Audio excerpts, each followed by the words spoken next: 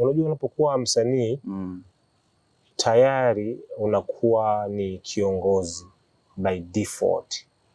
Umeelewa vizuri kwamba kwa sababu sisi kawaida hususan sisi wasanii wa hip hop wote tuna tabia ya kujifungia magetoni kwetu, tunaandika hisia zetu kwa namna ambavyo tunavipokea vitu. Alafu tunaviweka katika muziki na kuvitoa. Inapotoka huko wapokeaji walaji wengi wanasema kwamba dai kama umeniandikia mimi, kama umeniandikia mimi.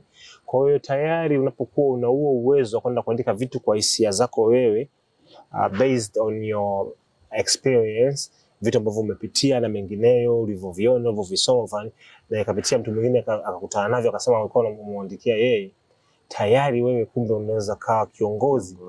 Kwa sababu tayari ni kama una kichwa kutanyiko. Sio umeelewa vizuri. Kwa hiyo unaweza ukaja na mawazo mengine ya tofauti na yakaa yanatija au yakaleta faida kwa jamii yako iliyokuzunguka.